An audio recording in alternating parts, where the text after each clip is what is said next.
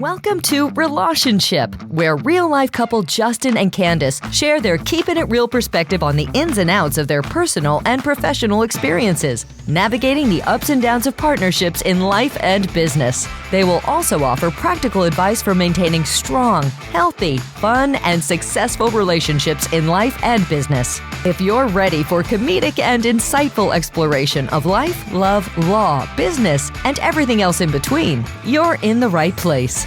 Buckle up, it's going to be a wild ride. Here are your hosts, Justin and Candise. Everybody, welcome back to Relationship. Today we're joined by an extraordinary couple whose journey showcases the strength of partnership in life and in business. Meet Kelly and Shawn Sunsvold, the co-founders of Gold Bear Media. From conquering adversity to building a thriving digital marketing agency, their story is a blend of resilience, unity, and turning challenges into opportunities. Welcome to the show, guys. Welcome. Thank you. Thank you. Great to be here. And I want to kind of start with this because Justin in the intro read a word that seems to be a reoccurring word in not only in our family, in our own personal lives, but also business. And obviously that's what relationship is about. So let's take the word resiliency or resilience and let's start there. But first, that's the first point that I want to start with. But of course, I want y'all to introduce yourself to the audience. So why don't you tell us a little bit about how you guys met and then what made you guys decide to embark on this crazy journey that we decided to do as well as both couples in business and in life. Yeah. So we met actually in college. I was raised in Dallas. He was in Denver, Colorado, and he had gone down to a little school in Austin called Concordia. And it was my first semester there and his last semester there. And we met. It was not love at first sight. For me. But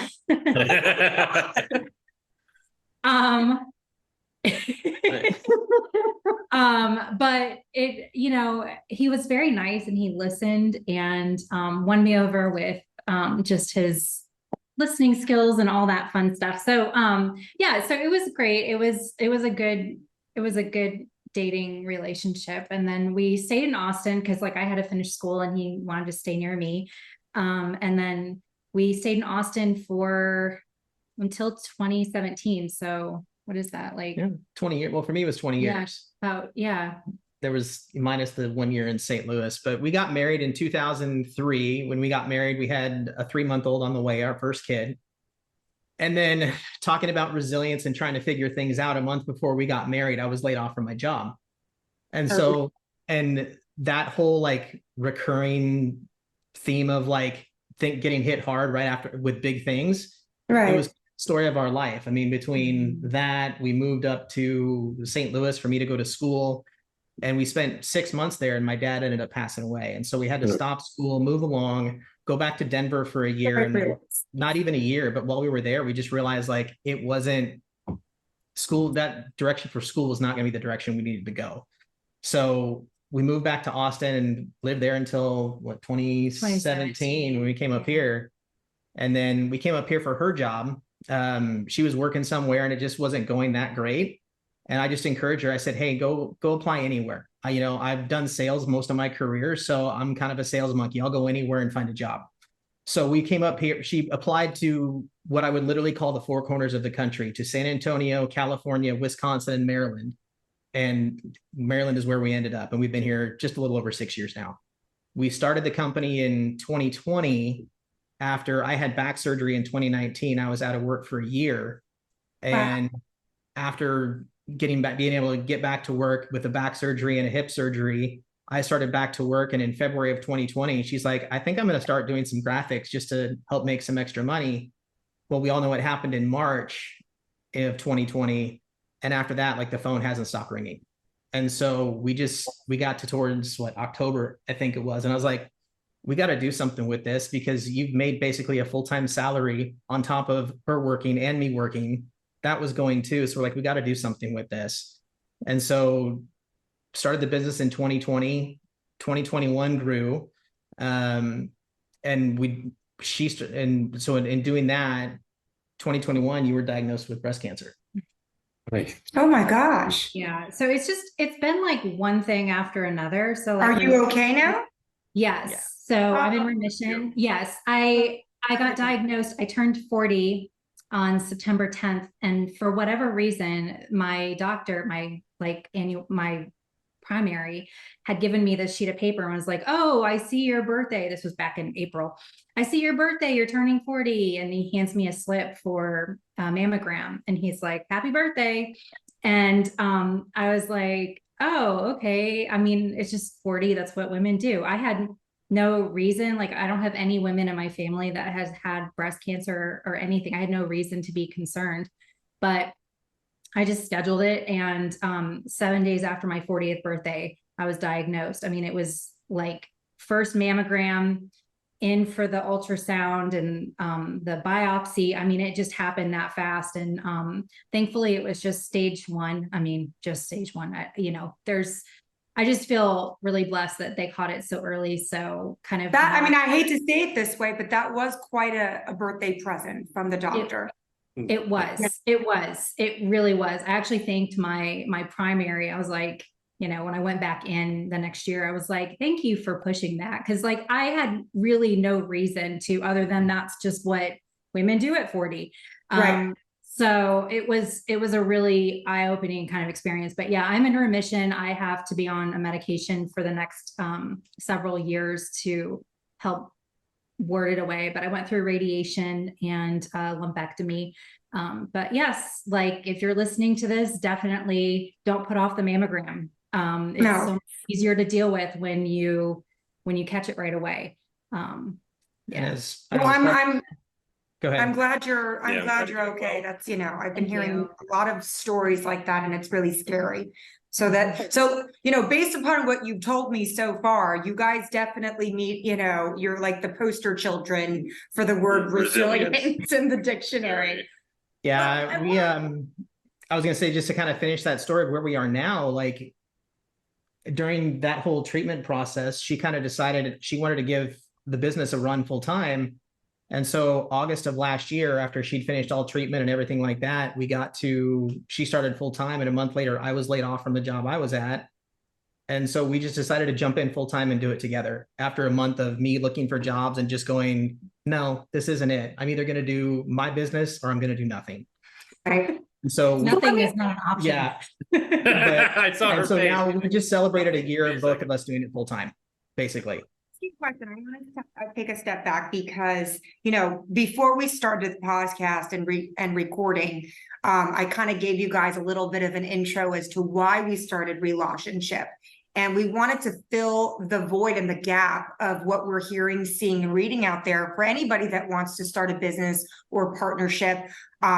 In that, everything, all of the resources out there, as we talked about, is always so positive and everybody wants to talk about their successes and the steps in which they took to get to those, but they kind of leave out all of the struggles and all of the different things. So one of the things that I hear so often, and, Justin and I will be speaking at a conference in October, and I was always thinking about, what am I going to talk to people about? And here's what I always hear people say. People always say, don't choose something. If you're going to run a business or get into a partnership with somebody, don't do something. And we've now interviewed like 20 something people on our podcast. And one of the reoccurring things that we keep hearing, if people always say, the ones that have already gotten to a certain level of success is, don't choose a career path because of the money. Choose something based upon your passion or something that you are just so freaking damn good at that you get off on it. Like, it's just so awesome. When it came to graphics, Kelly, you didn't kind of give me like the backstory behind the graphics. Was it something that you woke up one day and you were like, yeah, I'm really good at this? Or is it something that you were doing in your prior jobs and stuff? Yeah. So how did digital or Gold Bear come to fruition? Yes, come to fruition. So, so back in college, I had an internship at a pharmaceutical magazine in Texas. They they ran it out of there. And so I had the opportunity. I was a sophomore at the time, and they were only taking juniors or seniors. And I was just like, I'm going to apply. But she ended up taking me. I had no experience with graphics or publications or print media or anything like that. And, like I've already given away my age. So social media was not even invented then. That wasn't even a thing. So a lot of what I had started off with was learning about magazine and print production and things like that, and websites. So I interned there and really fell in love with the whole Adobe suite. She started me off on, it was called PageMaker back then. But it's I remember that. I do actually. Yes. And then she introduced me to Photoshop and Illustrator. And I got to the point, I was there for about a year, and I got to the point where I was doing like all the photography, and I was basically laying out the entire magazine for the monthly magazine. So that was really cool. And then after I graduated from college, we shared, like, we had our daughter like 3 months after we were married. So it was definitely, I put my career on hold and was finishing up college and watching her and just learning how to be a mom and an adult. We had our kids kind of young, so it was a lot at first. And so I would volunteer. So like, if we were at a church function and they needed like a preschool curriculum, and they were like, handed me this Word document, I'm like, make that pretty for you. And so I just started like kind of giving away my design services. And it just kind of continued that I was just giving away my design services. And it got to the point where I'm like, okay, I have to, like, at some point, like, monetize. Yeah. Like at what point do I just stop giving it away? Like, when do I, and there was some of that, like, I would say like a little bit of an imposter syndrome. Like, I'm like, not really a graphic artist. Like, I never really had a title graphic artist, like I kind of had a little bit of that imposter syndrome, which was all made up in my head. But then I got a job after our youngest started kindergarten. And so that really immersed me into the graphic design and kind of gave me that title and like platform that I sort of, I guess, was looking for to validate my skill set. And then, from there, the job that I actually took when I came up to Maryland was a communication director job. So I was not only doing graphic design, I was doing all the media and things like that. And so and then of course, along the way, like, social media is a huge part of our business. And I actually went back to school and got a digital social media marketing like certificate after the fact, because like, I'm so old. It wasn't. Oh, don't say that. Don't say that at all, because you were younger than I am. Yeah, it's like, we're so old. I'm so not old. We were around before social media. Yes. So yeah, that's kind of where that started. And like Shawn was saying, like, I just really was, I don't know. I'm always trying to think outside the box. Like, I'm really, truly an entrepreneur at heart. I would say he comes along for the ride, and he's like my biggest champion and supporter. And, now we get to do this together. But like, I've always been like an entrepreneur at heart. I like to find different ways to do things. And I don't like the classic, I'm going to go work a 9 to 5. I like being able to, well, I don't have to if I don't want to, like, I can make money this way. And so when we ran into severe, like, there was a lot of medical debt and just life debt that we had when he was laid up for a year. That's where I think hardship, that's where creativity kind of is born, like, you have that adversity and you're looking at this and you're like, how do I get through this challenge? Right. And you just really you get creative in that space. Because you're no longer in a complacent, you're in a fight or flight, and you're really fighting for your livelihood. And so I think that it's like a necessity. It's almost like, you're in the middle of a jungle and there's a bobcat chasing after you. Guess what? You're probably running a lot faster than you would normally, because the adrenaline's kind of kicking in. So when you're dealing with, many different types of adversity, you're in that fight or flight, and you're like, oh my God, and we have a daughter, and we have to support ourselves, our family, and I have all, so yeah, I do think that a lot of creativity comes out of it. Now let me focus on Shawn for a second. We're not gonna, let you off the hook very easily on this. So you guys decide, all right, we're gonna do this together. This is an opportunity that we're gonna seize. What was it? Was it one of those situations where you guys knew exactly where Shawn was going to exist in this and what skill set he was going to bring to the table? Or like, were you like, okay, well, let's do this together. And Shawn's like, great. Now what? Like, what's my title? What am I going to do for this? What the fuck is going to happen? Like, tell us what's going through your mind at this point? So I've always known about her entrepreneurial streak, and I'm like, okay, if she wants to do this at some point, there's a great opportunity. She's got the skill set to do it. And so I just kind of figured my role would be sort of dealing with the finances kind of on the backside and just helping to keep, taxes are paid, all the legal stuff is done, all that, because I had my own career and I was doing my own thing. Well, as the business grew, that kind of stayed my role for a while, but she did most of the invoicing. She did most of all that stuff. And so when I came on in the business, there literally was like, I'd been on the sales side of things, not the marketing side of things. So I had to literally learn from scratch how to sell marketing. And so that's kind of where it started, of just sitting, listening to her do meetings with clients and figuring out like some basic processes. Like coming from a sales background, I know sales pipelines and all that kind of stuff that you go through to track what's happening, but she'd never seen that before.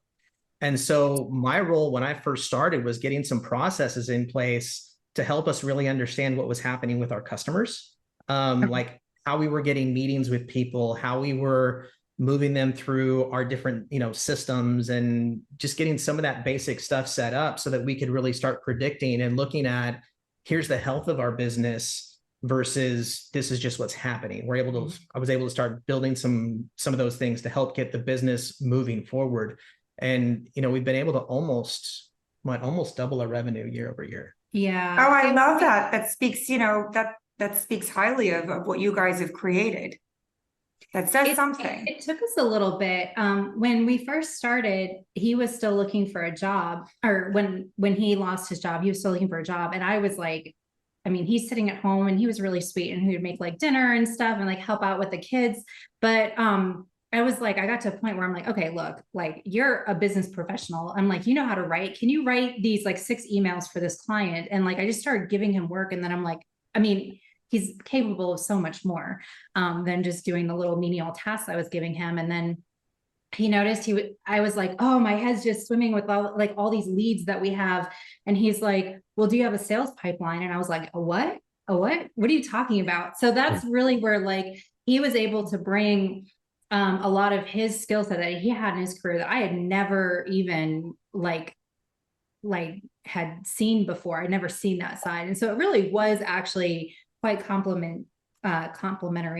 You always hear about like sales and marketing in businesses and like they don't get along, or they like argue for, money, or, they're in disagreements with advertising, like whatever. And so we've worked it out pretty well. We are sales and marketing, but we are missing like a key financial piece, which was like our accountant. We do sub our contract. That was the first hire. Yeah, that was like our first. We were like, like this is over our heads. I can do invoicing, right? But, that nothing beyond that. So did you opt for an accountant, or did you opt for like a fractional CFO kind of a situation? We went for an accountant. Mm-hmm. Got it.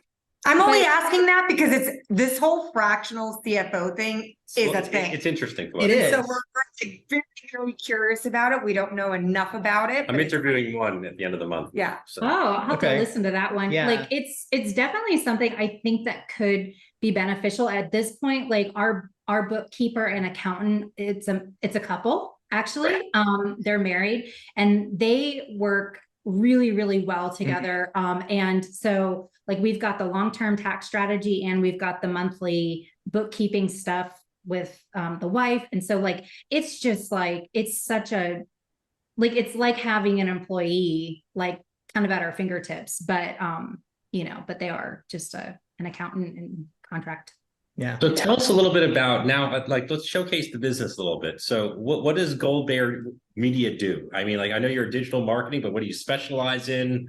What platforms are you guys using to help your customers? Like, what industries are you involved in? I would love to know. Yeah, so we do SEO, we do social media management, and we design websites. So I'll talk more about social media, because that is like really, like, to me, it's like the foundational of a good structure and good strategy, along with website, of course. Like the best pairing is all three of them together. But really with social media, where we've gone is we call ourselves engagement specialists. So we're seeing growth from our clients' platforms, using kind of like our secret sauce for engagement. We have a very specific strategy that we use, and month over month, our clients are growing by like 10 to 20% on their platforms. By platforms, I mean Facebook, Instagram, and we do LinkedIn, and we do a little bit with Twitter, but Twitter is not necessarily our main focus. But we do, if clients request that, but mainly LinkedIn, Facebook, and who developed out of between the two of you?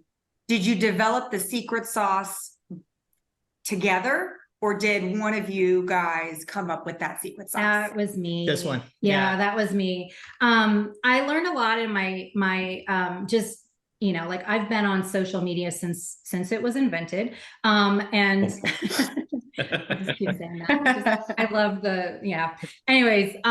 So I've been on that, kind of studying. It's all psychology. Like, really, a lot of marketing is psychology and getting in people's heads, and social media is really no different. It's like, okay, if I say this, I get this kind of reaction. But if I say this, I get this other reaction, like, it's a lot of like trying to figure out what's in people's heads, and try to understand that. And so, yeah, I developed the our secret sauce for engagement over the course of the last 3 years. And it's gotten more and more refined. And I'm really proud of the work that, and I've taught it to my team, like our team. We have a team of contractors that help us, and, they're also able to replicate it. And so it's really like something that I'm really proud of that has come out of our business. And that's why, like I said, I was gonna, like, social media sometimes takes the spotlight. And the other thing too is with the social media, it's all organic. We don't do ads. I mean, we will if a client asks us for it, but really we try to do everything organically, because what it does is it really helps endear your audience to your platform, and really helps them kind of attach themselves to it and follow along with what's happening. And so it just helps you build a more loyal and more trustworthy audience that wants to buy from you. And we've seen clients that have, like, I'm thinking of one client, and specifically that's here in Maryland. They actually cut their ad spend from, they were spending $1,200 a month down to $200 a month. And they've actually seen more progress with our organic traffic than they were when they were spending $1,200 a month on ads. So it just goes to show that, like, they chose to cut back their ad spend, but they're getting way more out of the organic traffic now with us than they were with their just ads alone. Well, that's pretty remarkable. I want to ask you this question because, we talked a lot about the struggles that both of you guys had independent of each other prior to you guys launching. What were some of the struggles that you guys dealt with once Gold Bear Media, came to fruition? Like, tell the audience, tell us, what were some of the things that you guys had to deal with? I think figuring out roles was probably one of the biggest ones. It was. Rules with each other, or like what kind of rules are we talking just about? Roles within the business, and what each of what role each of us were going to play within. Role. I thought you said rules. Sorry. Role. Okay. What role we played within the business, because I knew sales and systems, but I really didn't know a lot about marketing. And so it's been, at first it was like, just learn as much as I can.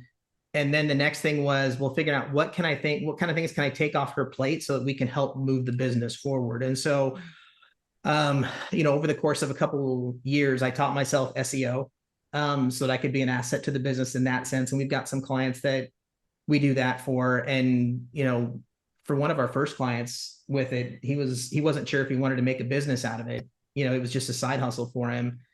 And in the 7 months he's been working with us, he doubled his best revenue last month. Wow. That's great. So That's amazing. it's really fun because it's, just watching this growth happen. It's really enjoyable. So beyond the roles, I think it was just trying to figure out time too, because now we're both full-time in the business. We have 4 kids at home. Oh, 4. Jeez. Yeah. So our kids are I thought you only had 1. Oh no, we have 4, Wow. 19, 18, and 2 that are 14. Got And it. so our oldest one is, works full-time at a bakery. Our younger one, who's 18, just started college. And she's a math major at Towson University here in town. And then our 2 boys are 14. And so we were still trying to figure out, how do we balance kids and time and events and networking, and somewhere in there, we need to have time For yourself. Yep. Somewhere we've got to pay bills. Somewhere we've got the list of things just goes on. And you guys know this too, just when you run a business, you get to wear all the hats, including 100%. family. Yeah. Correct. So Yeah. what did you come up with? I think we figured out less is more. Yeah. As far But as explain that. Explain that. What do you mean by less is more? And how long would you say it took you to figure out the timing issue or the time issue? So I would say, like, on that, we kind of honestly in the last month figured out where our roles were. Like, when we first started off, it was like I was this leader. I was trying to teach him and train him about marketing stuff.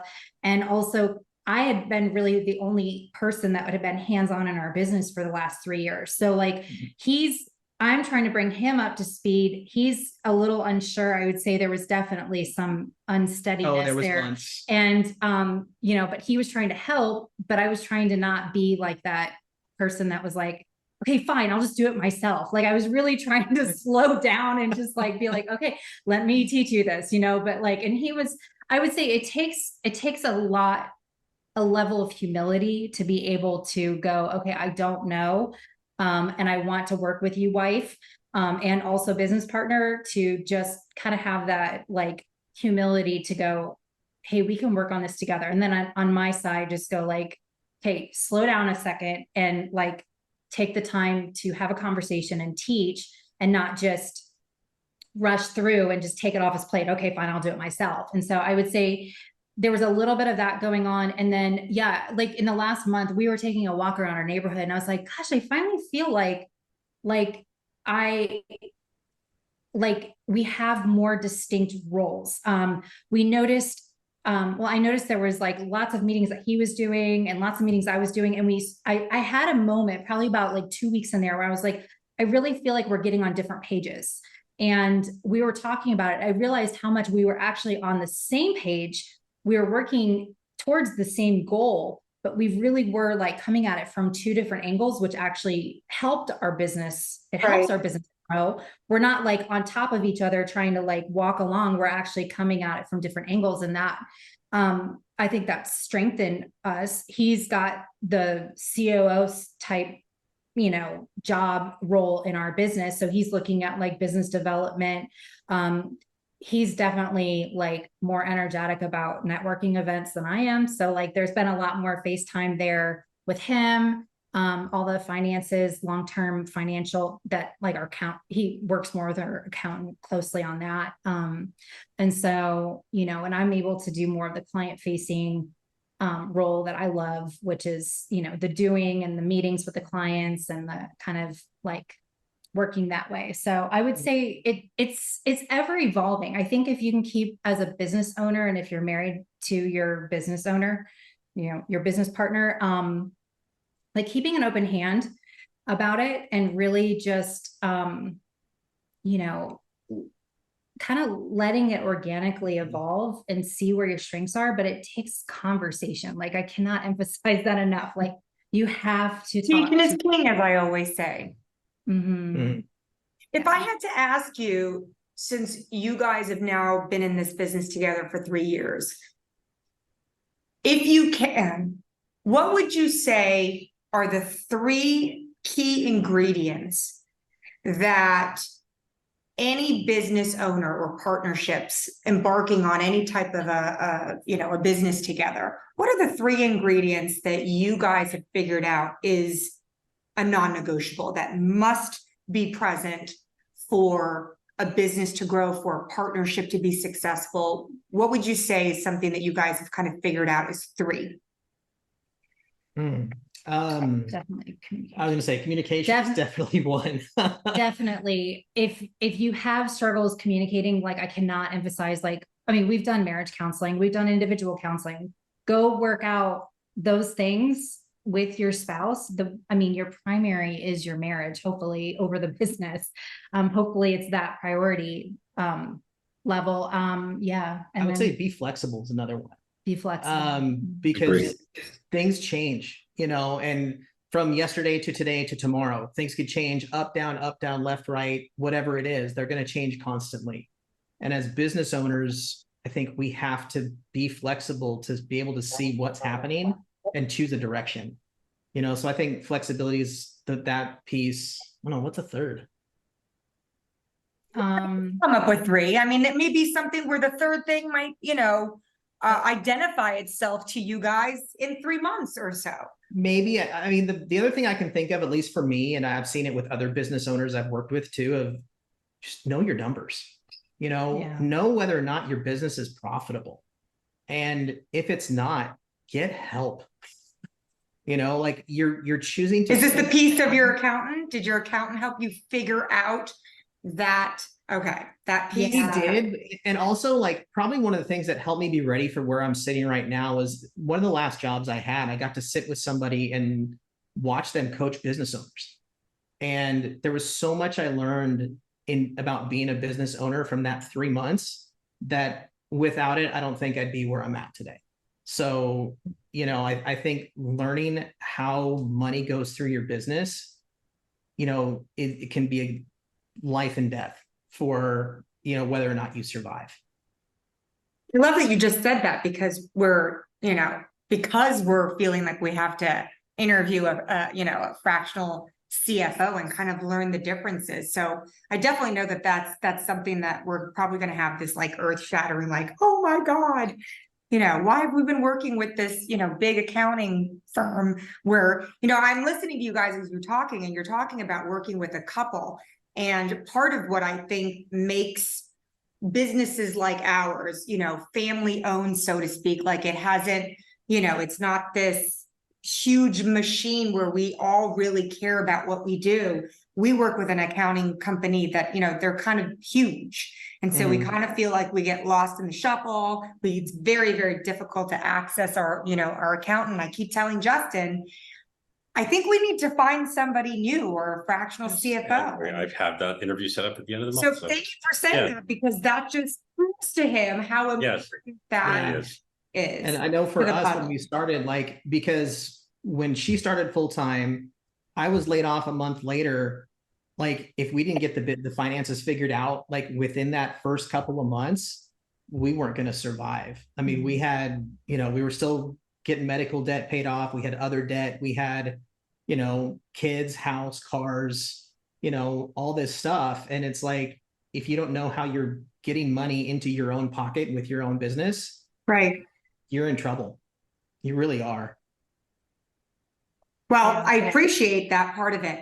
I want to skip to this because, and especially because you guys are in the digital marketing space. Okay. So, just like lawyers and, lots of other industries, the market is flooded with digital marketing. Let us know if you have any time crunch issues before we keep going. You guys good? We're good. Guys still good with time? Okay, good. All right. Yep. So, because, it's almost as if, there's more lawyers than anybody cares to, deal with, same thing with the digital marketing space. Because there's so many of them, and I'm not saying this about you guys, it's just our own personal experience thus far, is that every single digital marketing agency that we've dealt with or spoken with it always seems like the sell is so much greater than the deliverables.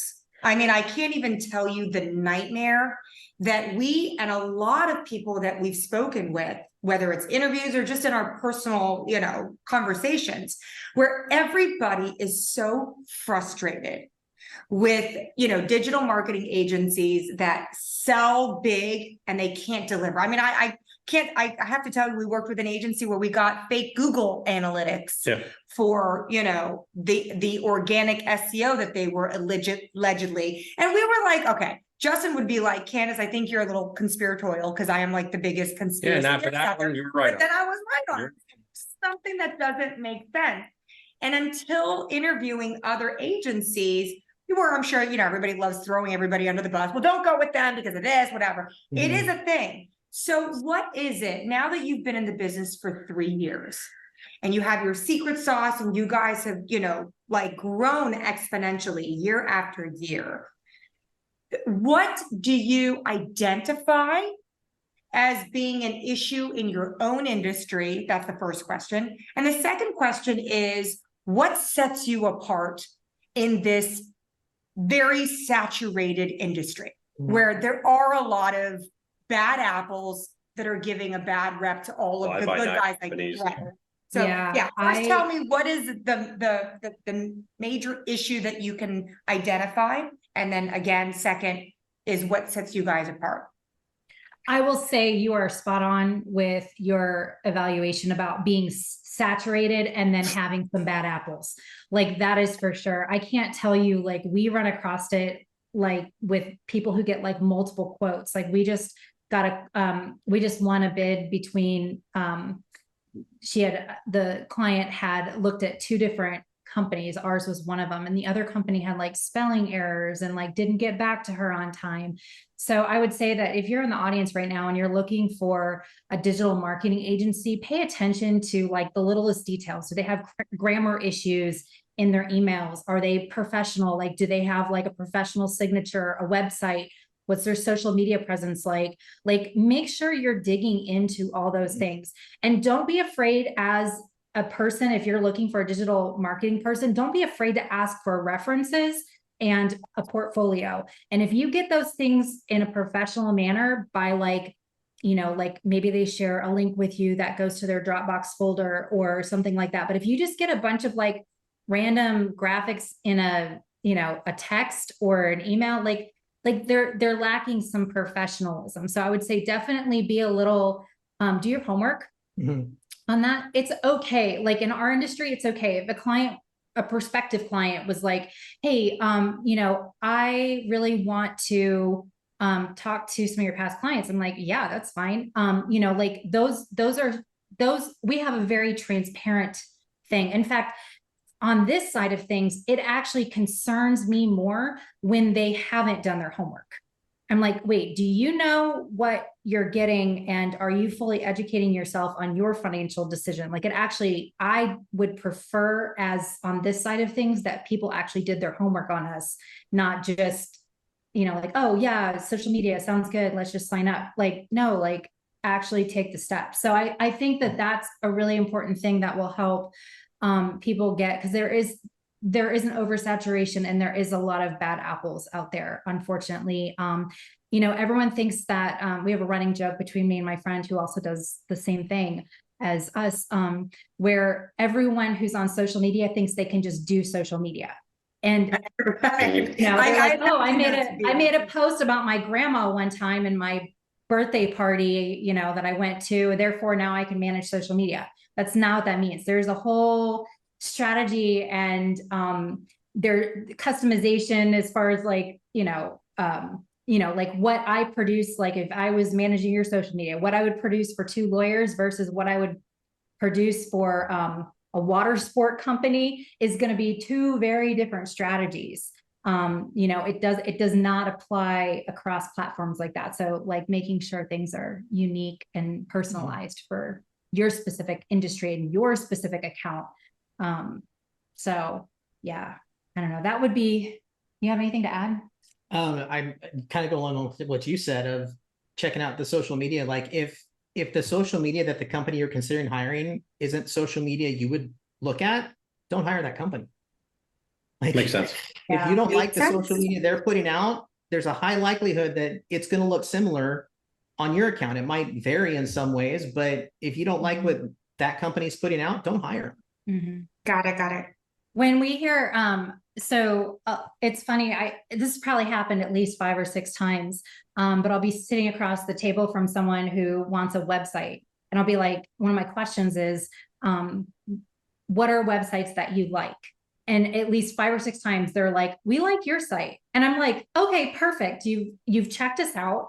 Like you like our style, which is good. I mean, I don't look at it as like a compliment, like, oh, you like my style. It's more like we're matching vibes. Like there's something that they see in our style that they want for their company. And so, Right.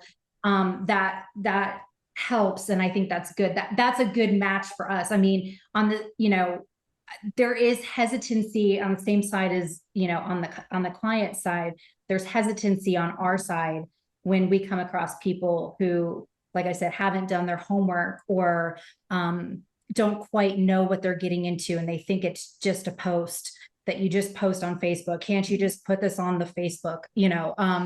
It doesn't, like there's more behind it. Yeah. As far as I think what sets us apart, going to your second question, I think one of the things for us is we're not fast to take on clients in the sense of we may add 1 or 2 clients a month, just because we really want to take the time to make sure who we're adding and what we're adding is not going to affect our previous clients or hurt their performance in any way, because their results are what's important to us. Because if they're not performing well, we no longer have clients and we have nothing to go show anybody else. Right. And so for us, I think it's just, being slow to add clients and really taking the time to make sure that we've built that relationship and they're happy with what's happening before we start adding, 10, 15, 20 more clients that we really can't take the time to understand what their goals are for their social media. Got it. I love that. We're not just a machine. We try to really get to know our clients as well. When we have clients all over the country, and we try to also hit them on a personal level, like we had a meeting this morning with one of our clients and he was sharing with us about something silly that his 9-year-old did. And we were talking about our boys going to 8th grade for today's their first day of school. And like there's a personal aspect there that we have with our clients. It just, it's not fun to be treated as a machine, and just like task. There's a personal relationship there as well. And I also think it's important for your industry. I mean, social media post represents the person's persona, their personality, their voice. So you gotta get to know them. So you have to get to know them, and you just touched on something really important, because I think that most industries in this day and age, it becomes so transactional, even in industries in which the personality has to shine and to resonate. And if you don't, then, you're just any other host, and people can see through that. To some people, you might be able to get by and fool a couple of people, but really most people at the end of the day, they can tell. They can absolutely tell. So I love that you guys said that. Well, we always ask this question because we're coming towards the end of this podcast, but we never let our guests go. And I want you to pick something different than what you guys have already talked about. If you can. But we always ask our guests to tell us the one, and it may be the same for both of you, maybe something different, but we always ask our guests to tell us what is the biggest lesson takeaway that you have learned thus far in your journey together, apart. It could be the same in business, as it is in your personal life, but what's that one? What's that biggest lesson learned or takeaway so far? It's a good question. For me, I can honestly say is that it never happens as fast as I want it to. We've heard that. I have a patience level of 0. And I'm looking 3 steps ahead always of like, okay, got to get here. Oh, we're almost there. Okay, what's the next step? Well, we're almost there. What's the next step? oh, we didn't get there. Man, I'm really mad. So yeah, I've had to learn patience and to be okay with, okay, we didn't hit this goal, but we hit this goal, and that's pretty damn good. So learning to have some patience to let things happen. Managing expectations. Yes. That's what you gotta do. And not even anybody else's expectations, my own. You're wrong. Exactly. Yeah. That's a good one. I like that one. Really good And what about you, Kelly?